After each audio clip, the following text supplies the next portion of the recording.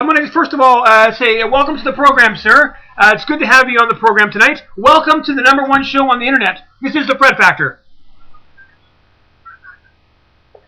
Yeah. Well, by judging the 7 viewers you have here, it doesn't seem to be the #1 show on the internet. Well, that's because, excuse me, sir, I'll have to correct you on that. Actually, that's because a lot of the people who watch this show on the website are not in the interactive chat room. So I'll thank you to keep that in mind. No.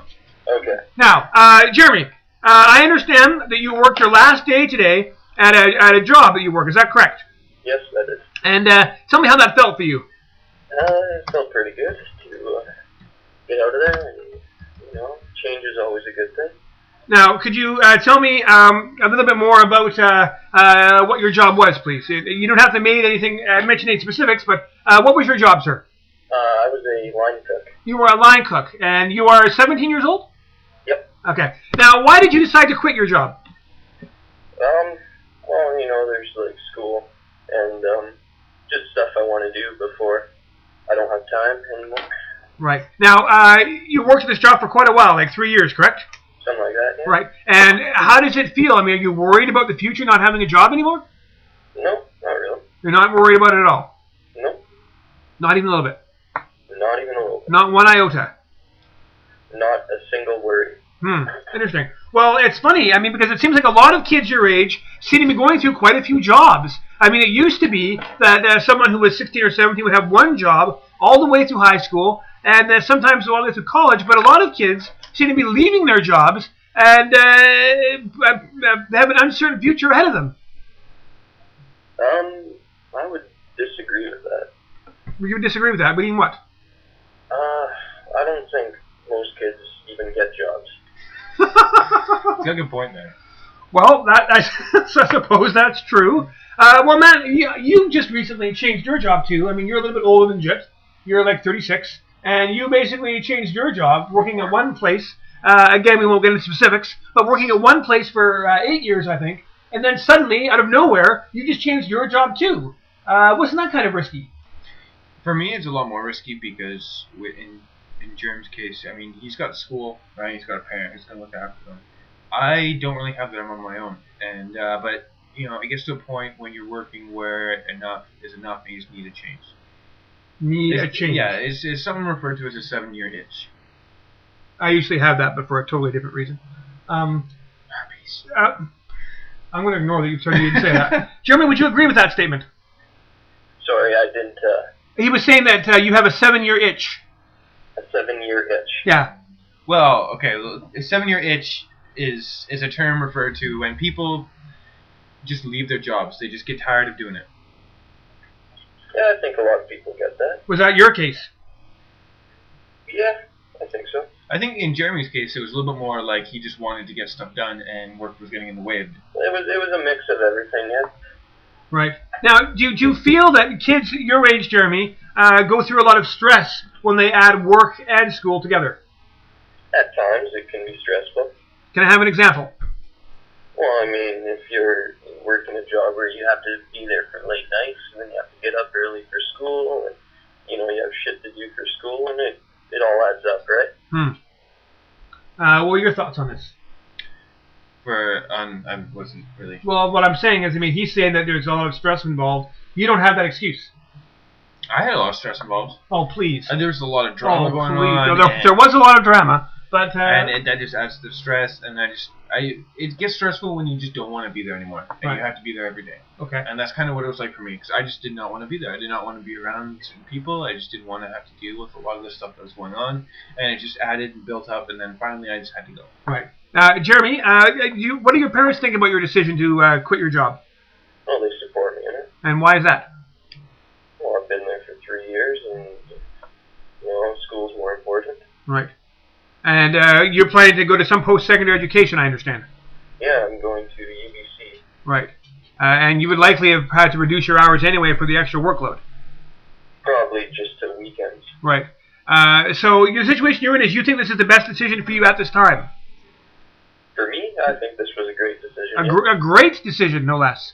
Now, how are you going to pay for things? I mean, how are you going to get your bubble tea? Because I'm sure you're one of these kids that like bubble tea. If you're 17 and under, apparently, and male, you like bubble tea. Well, I have a pretty good savings and I got a couple scholarships, so. Oh, you're a smart one. Yeah. You didn't get any scholarships, did you?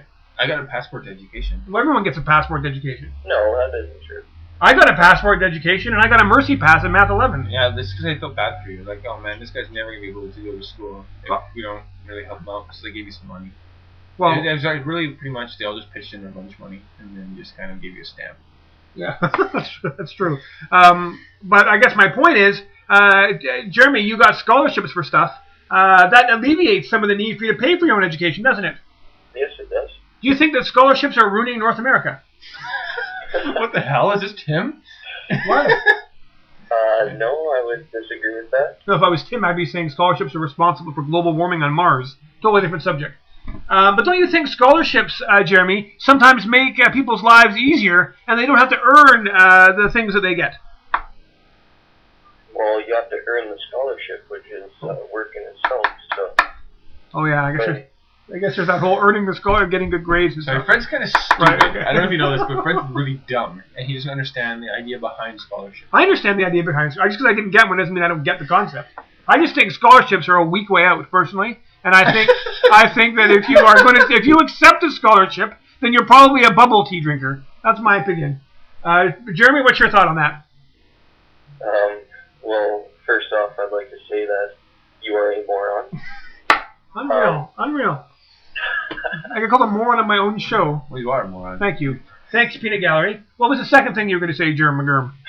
Well, you know what? Scholarships are there, so if you get one, take it. It's free money, so why wouldn't you? Only someone with no backbone would take free money. Let me tell you, if someone offered me free money, I would reject it.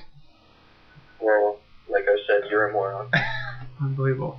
Okay, so what's the next step for you, Jeremy? You're just going to take your free money, a free ride, and to go to university and then just kind of associate with your friends and get drunk? That sounds like a good idea. I'm jealous. Wow. Now, how many of your friends are going to be taking the same route you are, quitting their jobs so they can focus more on schoolwork? None. You're the only one. Most of my friends don't have jobs. Oh. Is that because they're really smart or really stupid? Really stupid. So you're the smartest among your friends? Yep. What about you? Are your friends at your age doing similar kind of career transitions, Matt? No. No. Is that because you're smarter than all your friends too? No. Oh. You always thought you were kind of dumb. Oh. To be honest. No. Most people are too complacent in their crappy little jobs to get up and leave, so.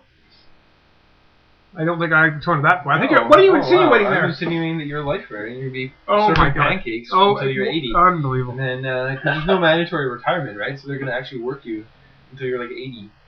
Unbelievable. Actually, they'll probably demote you at that point to washing dishes, and you'll be the new Beijing.